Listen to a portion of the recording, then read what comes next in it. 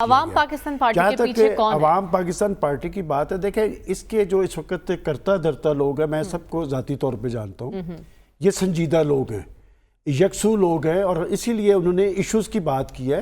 اور ان کے درمیان دیکھیں یہ نواز شریف کی اگر اے لائن قرار دی جائے، یہ سب سے ان کے قابل اعتماد لوگ تھے، بڑے عہدوں پہ رہے ہیں، ایک پرائم منسٹر رہے ہیں، ایک وزیر خزانہ رہے ہیں، ایک وہاں کے گورنر رہے پختونخوا کے، لیکن وہ کہہ رہے ہیں ہم کچھ نہیں کر پائے تھے جب ہم اس اقتدار کا حصہ تھے، تو ہم کچھ نہیں کر پائے۔ ایسی بات نہیں ہے، دیکھیں بات ہمیں حقیقت پر مبنی کرنی چاہیے۔ یہ اختلاف ان کا کہاں سے ہوا؟ یہ ہوا جب پی ڈی ایم کی گورنمنٹ نے عدم اعتماد کیا پی ٹی آئی کی گورنمنٹ کے خلاف۔ دیکھیں شاہد خاقان صاحب کی ریزرویشن تھی، اور میں پارٹی کے اور لوگوں کو بھی جانتا ہوں، مگر اگر میں یہ کہوں تو کہ خود نواز شریف صاحب نے بھی اس عدم اعتماد کے حوالے سے یہ کہا تھا کہ آپ عدم اعتماد کریں اور 15 دن کے اندر 2-3 ترامیم کریں اور اس کے بعد عوام میں جائیں۔ پھر مفتاح صاحب کا ایشو کچھ اور تھا، مفتاح صاحب پی ڈی ایم کی گورنمنٹ میں وزیر خزانہ بنے اور ان پہ تلوار لٹک رہی تھی اسحاق ڈار صاحب کی، اور جب وہ آئے تو مفتاح صاحب کو گھر جانا پڑا۔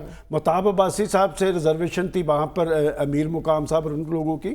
تو یہ اختلاف 3-4 سال کے ہیں، یہ پہلے سے اختلاف نہیں ہے، بلکہ 3-4 سال کے، 2-2.5 سال کے۔ ووٹ کو عزت دو کا نعرہ چھوڑا ہے، وہاں سے ہمارے اختلافات شروع ہوئے ہیں۔ نہیں دیکھیں اختلاف کی وجہ یہی ہوتی ہے، ایک میں آپ کو پولیٹیکل پارٹیز میں بتاؤں، یہاں پر نا ہر شخص جسے ایک دفعہ منصب مل جائے نا، تو یہ بڑی تلخ حقیقت ہے کہ وہ اسے اپنا استحقاق سمجھتا ہے کہ دوسری دفعہ بھی جب سیاسی تبدیلی آئے گی تو اسے وہ منصب ضرور ملے گا۔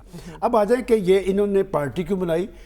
میرا جو جرنلسٹک تجربہ ہے، میں نے کچھ پارٹیوں کا جنم بھی دیکھا ہے، انہیں پرورش پاتے بھی دیکھا ہے، پھر انہیں اقتدار میں آتے بھی دیکھا ہے۔ یہ پارٹی کے سنجیدہ لوگ ہیں، وہ ابھی تک یہ بات نہیں کر رہے کہ ہم کوئی تحریک ہے، وہ کہتے ہیں ہم ایک سوچ اور اپروچ ہیں، اور ابھی بھی میں آپ کو ایک بات بتاؤں، وہ نواز شریف کو ٹارگٹ نہیں کریں گے۔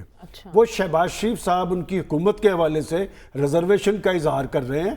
اب اصل سوال یہ ہوگا کہ کیا انہیں کوئی عوامی پذیرائی مل سکے گی؟ دیکھیں اس وقت انہوں نے فارم 47 کو ٹارگٹ کیا، انہیں معاشی اصلاحات اور خاص طور پہ یہ جو بجٹ ہے اس نے جلتی پر تیل کا کام کیا ہے۔ اور اگر میرے سے آپ مختصراً پوچھیں نا کہ یہ کیا ہے، تو یہ ایک کاؤنٹر پلان ہے اس حکومت کے خلاف، اس لیے کہ شاہد خاقان عباسی ہوں، مفتاح مہتاب عباسی یا جو لوگ ان کے ساتھ موجود ہیں، پہلے تو یہ ہے کہ مصطفیٰ کمال کھوکھر پہلے ان کے ساتھ تھے، مصطفیٰ نواز کھوکھر، تو بہرحال انہوں نے بروقت، یعنی آپ یہ کہنا چاہ رہے ہیں کہ اس پارٹی کے پیچھے کوئی ہے؟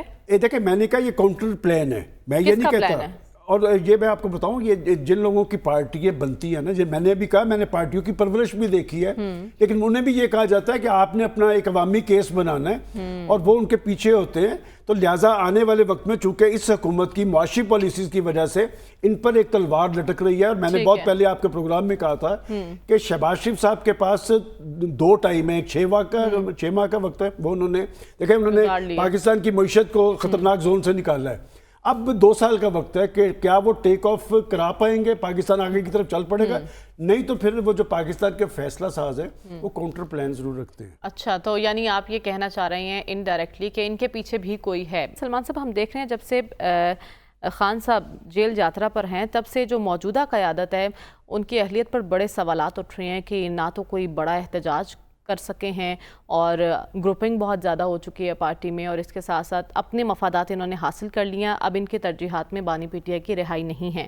کس حد تک صداقت ہے ان باتوں میں؟ دیکھیں میں آپ کے اس پروگرام میں مسلسل جب وہ احتجاجی مارچ کا اعلان کرتے تھے تو میں یہی بات کہتا تھا کہ وہ احتجاج نہیں کریں گے۔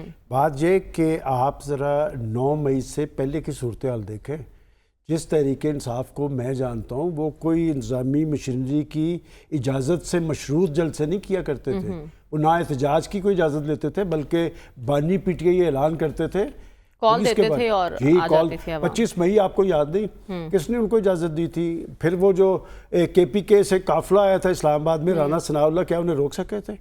یہ دراصل 9 مئی کا ایک ایسا واقعہ جس کے بارے میں آپ کو ہمیشہ یہ کہتا ہوں کہ صرف پاکستان تحریک انصاف ہی دفاعی محاذ پہ نہیں گئی، پاکستان کی پولیٹیکل فورسز ساری دفاعی محاذ پہ کھڑی ہیں، اور یہ جو اسلام آباد کے اندر اجازت دینا، اجازت دے کے ملتوی کر دینا اور باقاعدہ پارٹی کا بیٹھ کے اعلان کر دینا ملتوی کا، یہ میرے خیال مل جل کے سارا کچھ ہوا ہے، چونکہ ایک الزام حکومت پہ آتا ہے اور کہ جی انہوں نے اجازت منسوخ کر دی، اور دوسرا ان کے لیے امتحان ہوتا ہے کہ بندے آنے ہیں، بندے لانے ہیں، بندے بھگتانے ہیں، تو یہ سارا عمل جو تھا یہ مل جل کے ہی ہوا ہے، اور یہ پی ٹی آئی اب احتجاجی جو سیاست ہے اس سے ابھی ایک فاصلے پہ ہے. اور جو لیڈرشپ آج کی ہے, کیا بیرسٹر گوہر صاحب, میں تو ان کا ہمیشہ یہاں پر بات کرتا ہوں کہ وہ قانون کی اور آئین کی بات کرتے ہیں, یا بیرسٹر علی ظفر صاحب یا اور جو دیگر جنہیں انہوں نے قیادت سونپی ہے, وہ بندے نہیں نکال سکتے. بندے نکالنے والے ہوتے ہیں پارٹی ورکر, پارٹی عہدیداران, پارٹی لیڈرشپ. لہٰذا خان صاحب اندر بیٹھ کے اسی لیے وہ انہیں مشورہ نہیں دیتے کہ فضل الرحمان سے رابطہ کرو, فضل الرحمان کو ساتھ میں لاؤ. فضل الرحمان کی سیاسی اہمیت اور حیثیت یہ ہے کہ وہ احتجاج کر سکتے ہیں, وہ بندے لا سکتے ہیں. تو لہٰذا جب تک فضل الرحمان کا انتظار کریں, پھر فضل الرحمان صاحب روز ہر ہفتے جاتے ہیں ہمارے اسد قیصر صاحب ان سے ملنے کے لیے, وہ مانتے ہی نہیں. لیکن بات بن نہیں رہی ہے. سلمان صاحب, ان ممالک میں جو ہو رہا ہے وہ یہاں کیوں نہیں ہو سکتا؟ آپ نے 2 ممالک کا ذکر کیا ہے, 3 ممالک کر لیں. انڈیا میں بھی الیکشن ہوا ہے اور وہاں پر بھی ریزرویشن ضرور آئی ہے, لیکن الیکشن پہ انہوں نے نہیں کہا کہ 200 دان دی. اب ان تینوں میں یہ مشترک چیزیں کیا ہیں؟ تینوں ورکنگ کلاس سے ہیں, ایگزیکٹلی, تینوں پڑھے لکھے ہیں, تینوں کا تعلق کوئی سرمایہ دار یا جاگیردار گھرانوں سے نہیں ہے, کوئی موروثیت کے عامل نہیں ہے. اور آپ ذرا دیکھیں, یہ جو برطانوی پرائم منسٹر بنا ہے وہ ایک نرس کا بیٹا ہے, سر کیئر سٹارمر, پڑھے لکھے ہے. ایرانی جو پریزیڈنٹ بنے ہیں مسعود شکیان, وہ 5 دفعہ ممبر پارلیمنٹ بنے ہیں اور ورکنگ کلاس کے بندے ہیں. اور پھر سب سے اہم بات آپ دیکھیں کہ الیکشن ہوتے ہیں, ہارنے والا انہیں مبارکباد پیش کرتا ہے, اس لیے وہاں پر جمہوری عمل کا تسلسل قائم ہے.